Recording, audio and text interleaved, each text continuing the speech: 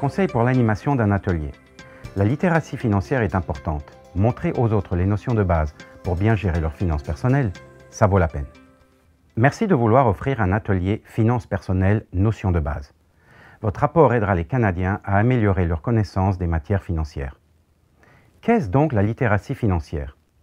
La littératie financière, c'est disposer des connaissances, des compétences et de la confiance en soi nécessaires pour prendre des décisions financières responsables. Nous allons vous donner quelques conseils pour vous aider à animer un atelier avec succès. On parlera de la préparation et de la promotion d'un atelier, de l'importance de bien connaître son public et de respecter l'horaire prévu. Puis on verra comment retenir l'attention des participants et recueillir des commentaires marquants.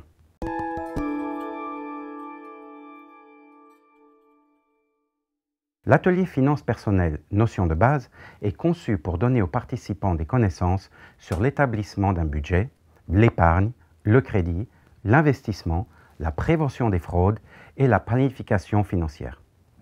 Cet atelier a été développé par l'Agence de la consommation en matière financière du Canada et du Fonds pour l'éducation des investisseurs en collaboration avec Hélène Roseman.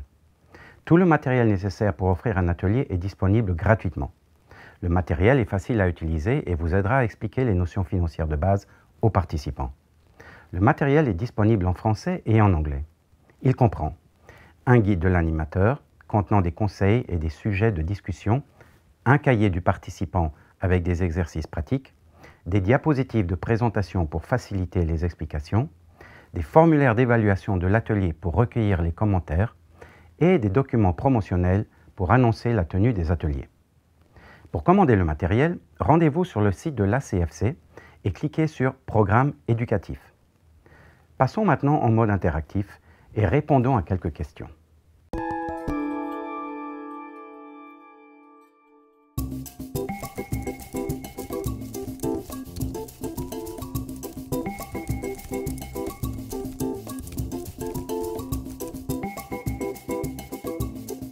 La clé pour un atelier réussi, c'est la préparation.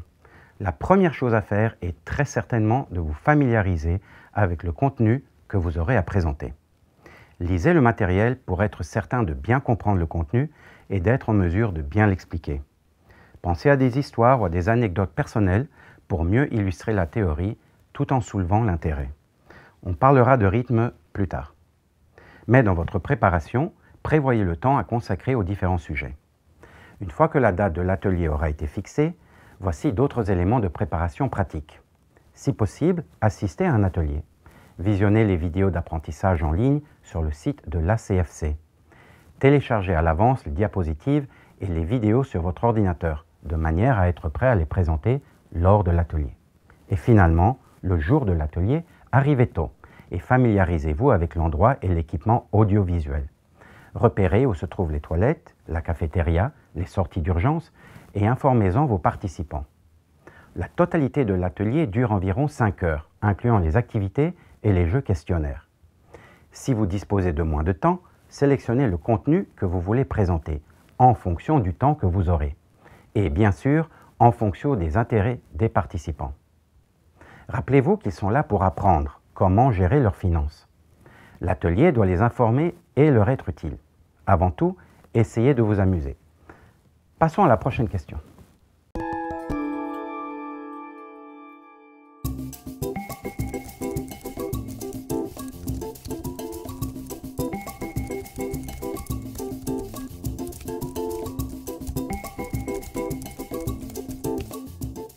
La promotion peut se faire de différentes façons, avec des affiches, de la publicité et les médias sociaux. Concernant les affiches, vous pouvez vous en procurer auprès de l'ACFC ou les imprimer vous-même. Les affiches sont conçues pour informer les gens sur l'atelier et les encourager à y participer. Placez des annonces dans les journaux locaux, les centres communautaires, chez les câblodistributeurs et les stations radiophoniques qui annoncent gratuitement les activités locales. Communiquez avec les médias locaux pour voir s'ils souhaiteraient traiter l'événement sous forme de nouvelles ou d'actualités.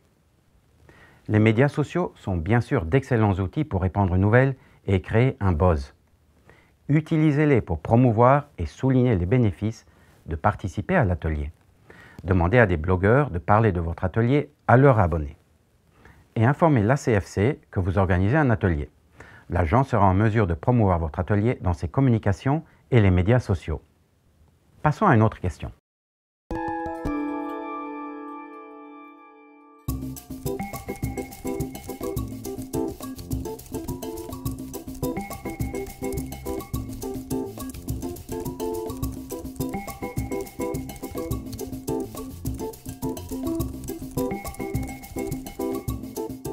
Vos participants sont la clé du succès de votre atelier. Les communicateurs d'expérience s'accordent pour dire qu'il est primordial de bien connaître son public.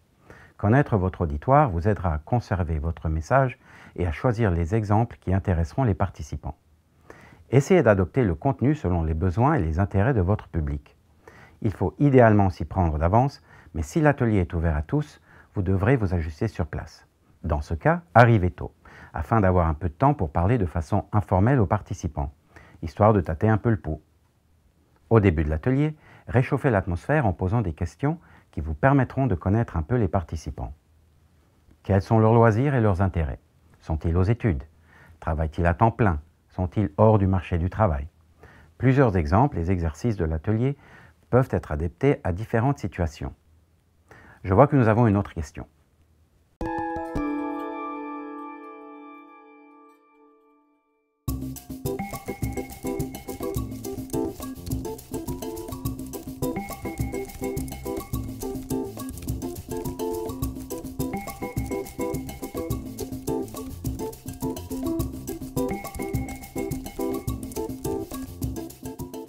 Le matériel fonctionne, peu importe le nombre de participants.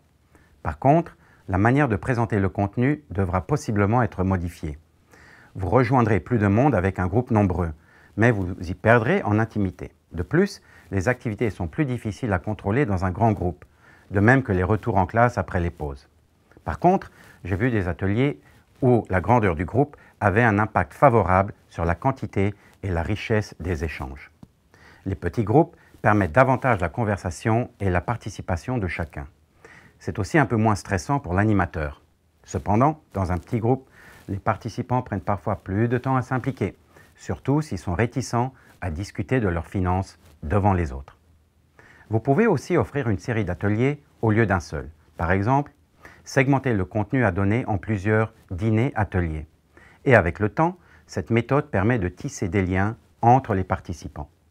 Enfin, l'important est de choisir la méthode qui convient le mieux pour vous et les participants. Passons donc à la prochaine question.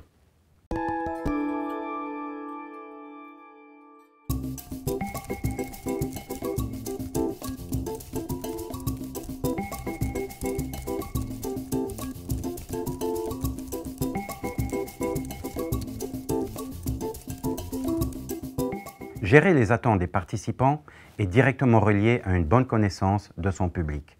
Dès le départ, vous devez fixer des objectifs réalistes. Assurez-vous que les participants comprennent que l'atelier est un outil pour les familiariser avec les notions financières de base. Les participants n'ont pas tous le même niveau de connaissance sur la gestion des finances personnelles, ce qui influencera sur le déroulement de l'atelier. Il est donc possible que vous passiez plus de temps que prévu sur un sujet donné pour répondre à certaines questions. Soyez flexible dans le temps prévu pour les sujets, mais ne débordez pas trop, sinon vous n'arriverez pas à couvrir toute la matière. Souvenez-vous que la matière doit être présentée avec objectivité. La CFC ne promouvoit aucun produit, service ou organisation. Lors de vos ateliers, ne faites pas référence à des marques ou à des entreprises. Aussi, ne donnez pas de conseils au sujet d'une situation personnelle. Ne dites pas ce que la personne devrait ou ne devrait pas faire, même si on vous le demande. N'oubliez pas que vous animez un atelier d'intérêt général. Si vous n'avez pas la réponse à une question, dites simplement que vous ne savez pas. Vous ne pouvez pas tout savoir, c'est normal. Dites que vous allez vous informer et y répondre plus tard. Faites une petite recherche et trouver la réponse va vous donner l'occasion de vous perfectionner. Passons à d'autres questions.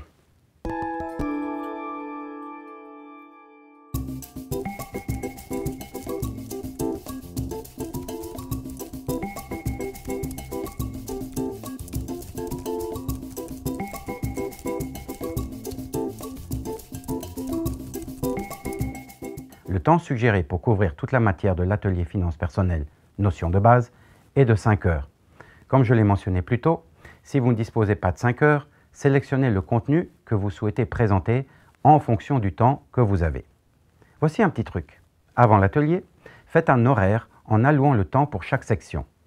Assurez-vous de prévoir du temps pour les questions et les discussions. Surveillez l'heure et respectez le temps alloué afin de ne pas devoir sauter une section. Mais encore une fois, restez flexible pour profiter des bonnes questions et des témoignages des participants. Il serait utile d'avoir un adjoint qui vous avertit lorsque vous dépassez le temps prévu. Si jamais vous dépassez votre temps, demandez aux participants de revenir en classe rapidement après la pause. Aussi, identifiez le contenu que vous pouvez déplacer à la fin et que vous abordez si le temps le permet. Enfin, après quelques ateliers, ajustez le temps alloué pour tenir compte des expériences antérieures. Passons à la prochaine question.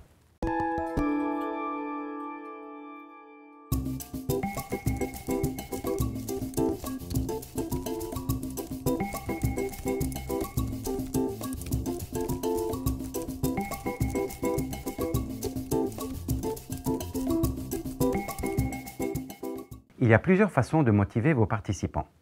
L'atelier est un mélange de styles de communication et d'activités. Cette diversité contribue à donner du rythme et à garder l'intérêt. Soyez créatifs, utilisez des accessoires ou des éléments visuels, comme un relevé de carte de crédit par exemple. Posez des questions pour amorcer des discussions. L'interaction contribue à motiver les participants. Racontez des histoires autant que vous le pouvez. Les gens s'identifient à des histoires vécues. Encouragez les conversations pertinentes. Demandez aux participants de faire des activités et de travailler en équipe. Ça rendra l'atelier plus vivant et plus amusant.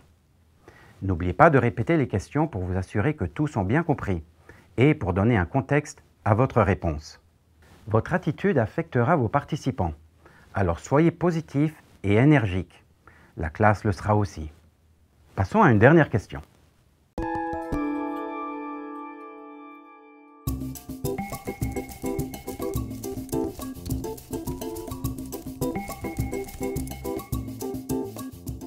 Les commentaires des animateurs sont précieux et permettront à l'ACFC d'actualiser son contenu sur les finances personnelles, afin qu'il soit toujours pertinent et mis à jour. Remplissez le formulaire « Évaluation par l'animateur » disponible sur le site de l'ACFC dans l'onglet « Programme éducatif ». Les commentaires des participants sont aussi importants. Après l'atelier, demandez aux participants de remplir le questionnaire de base fourni par l'ACFC. Vous pouvez aussi communiquer directement avec l'ACFC par téléphone sans frais ou par courriel. Nous vous remercions de bien vouloir aider les Canadiens à atteindre leur objectif de mener une vie financière plus saine. Bonne chance avec votre atelier.